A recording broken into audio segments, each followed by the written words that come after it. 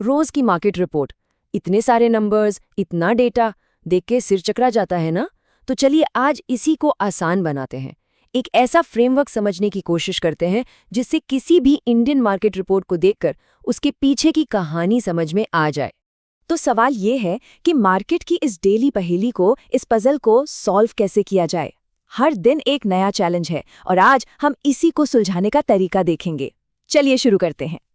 देखिए, Indian market की कहानी ना इंडिया में शुरू ही नहीं होती। इसकी शुरुआत होती है ग्लोबल मार्केट से, मतलब दुनिया भर के संकेतों से। ये जानना बड़ा दिलचस्प है कि कैसे दुनिया भर की खबरें हमारे मार्केट के नंबर्स पर सीधा असर डालती हैं। तो कुछ बड़े ग्लोबल प्लेयर्स हैं जो हमारे मार्केट का पूरा मोड सेट करते हैं। सबसे पहले तो यूएस मार्केट्स, मतलब डाउ जोन्स और नैस्डैक। ये कैसा परफॉर्म कर रहे हैं, इससे दुनिया भर के इन्वेस्टर्स का सेंटिमेंट तय होता है। फिर आते हैं एशियन मार्केट्स, खास तौर पर जापान का निकी, जो हमारे ट्रेडिंग दिन के शुरू होने से पहले ही एक इशारा दे देता है। और हाँ, यूएस बॉन्ड यील्ड्स और फेडरल रिजर्व के स्टेटमेंट्स, इनको सिर्फ नंबर मत समझिए, ये इस बात का सिग्नल है कि दुनिया की सबसे बड़ी इकोनॉमी में चल क्या रहा है, और इसका सीधा असर पड़ता है हमारे मार्केट में आने वाले फॉरेन इन्वेस्टमेंट पर। अच्छा, तो ये तो हो गई दुनिया की बात। अब वापस अपने देश पर आते हैं, इंडिया पर। चलिए अब उन मेन इंडिकेटर्स को समझते हैं जो हमारे अपने मार्केट की हेल्थ का हाल बताते हैं।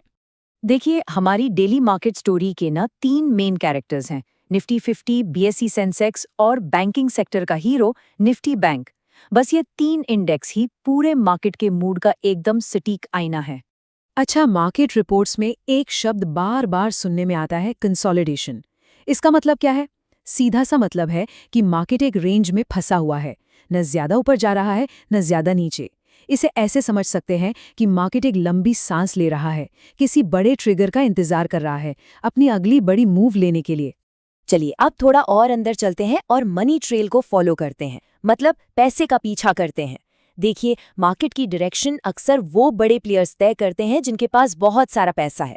तो देखते हैं कि ये है कौन और ये कर क्या रहे हैं। मार्केट को चलाने वाली ना 2 बड़ी ताकतें हैं। एक है एफआईआईज यानी फॉरेन इंस्टीट्यूशनल इन्वेस्टर्स, ये बाहर के बड़े फंड्स हैं जो इंडिया में पैसा लगाते हैं। और दूसरे हैं डीआईआईज यानी डोमेस्टिक इंस्टीट्यूशनल इन्वेस्टर्स, ये हमारे अपने देश के बड़े फंड्स हैं, जैसे कि म्यूचुअल फंड्स हो गए, इंश्योरेंस कंपनियां हो गई। और यहीं से मार्केट का असली ड्रामा शुरू होता है। एफआईआईज और डीआईआईज के बीच की रोज की रस्साकशी। ये सिर्फ खरीदना बेचना नहीं है, ये एक तरह से ग्लोबल इकोनॉमी और इंडियन इकोनॉमी पर भरोसे की जंग है। जब एफआईआईज बेचते हैं तो मार्केट पर प्रेशर बनता है, वो ग्लोबल टेंशन्स को लेकर रिएक्ट कर रहे होते हैं। लेकिन तभी हमारे डीआईआईज, हमारे डोमेस्टिक प्लेयर्स सामने आते हैं, खरीदारी करते हैं और इंडियन इकोनॉमी में अपना भरोसा दिखाते हैं। वो मार्केट को एक सपोर्ट देते हैं। यही वो खींचतान है जो मार्केट में रोज की हलचल पैदा करती है। तो अब तक हमने मार्केट की बड़ी पिक्चर देख ली, अब थोड़ा जूम इन करते हैं। ये जानना भी तो जरूरी है कि किसी खास दिन असली एक्शन हो कहाँ रहा है, कौन से सेक्टर हैं जो लाइमलाइट में हैं। नॉर्मली 3 सेक्टर हमेशा रडार पर रहते हैं। एक तो है पावर हाउस बैंकिंग सेक्टर, दूसरा आईटी सेक्टर जो ग्लोबल टेक ट्रेंड्स को दिखाता है, और तीसरा पीएसयू या मेटल सेक्टर जो देश की इकोनॉमी की नब्ज जैसा है। बड़े बड़े नाम जैसे एचडीएफसी बैंक, इन्फोसिस या ओएनजीसी, इनमें जरा सी भी बड़ी हलचल होती है ना तो वो पूरे मार्केट का रुख मोड़ सकती है। अब आते हैं चार्ट्स पर, मतलब टेक्निकल एनालिसिस पर। अरे घबराने की जरूरत नहीं है, ये कोई रॉकेट साइंस नहीं है। इसे ऐसे समझिए कि ये उन प्राइस लेवल्स को पहचानने का तरीका है जहां मार्केट के बुल्स और बेयर्स, मतलब खरीदारों और बेचने वालों के बीच असली जंग होती है। ये उनके बैटल ग्राउंड्स हैं। तो इस जंग का पहला लेवल है सपोर्ट। इसे मार्केट का फ्लोर या फर्श समझ लीजिए। ये वो लेवल है जहां बायर्स एक्टिव हो जाते हैं और कीमतों को और नीचे गिरने से रोकते हैं। और अगर सपोर्ट फर्श है तो रेजिस्टेंस है मार्केट की सीलिंग या छत। ये वो लेवल है जहां सेलर्स हावी हो जाते हैं और प्राइस को और ऊपर जाने से रोकते हैं। तो असली खेल यहीं पर है। यही सपोर्ट और रेजिस्टेंस के लेवल हैं जो मार्केट की अगली चाल तय करते हैं। क्या मार्केट इस फर्श को तोड़ के नीचे जाएगा या फिर छत को तोड़कर ऊपर निकल जाएगा? इन्हीं लेवल्स पर नजर रखना सबसे जरूरी काम है। तो ठीक है, इतनी सारी जानकारी मिल गई। अब इन सब डॉट्स को कनेक्ट करके अगले ट्रेडिंग दिन के लिए एक सिंपल सा गेम प्लान कैसे बनाया जाए। चलिए एक बहुत ही सीधी अगर तो यानी इफ देन वाली स्ट्रैटेजी देखते हैं। स्ट्रेटेजी बिल्कुल सिंपल है, 2 हिस्सों में। पहला, अगर मार्केट गैप अप खुलता है, मतलब पिछले दिन से काफी ऊपर, तो थोड़ा सावधान रहना है।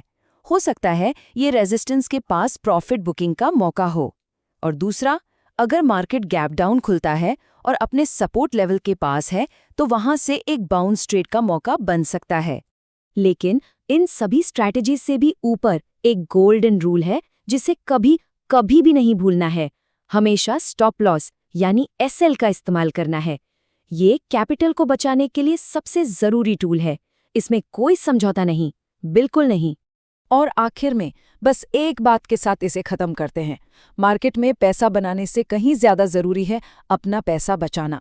ये एक ऐसी सीख है जो हर इन्वेस्टर को हमेशा याद रखनी चाहिए, क्योंकि अगर कैपिटल सुरक्षित है तो मौके तो हमेशा मिलते रहेंगे।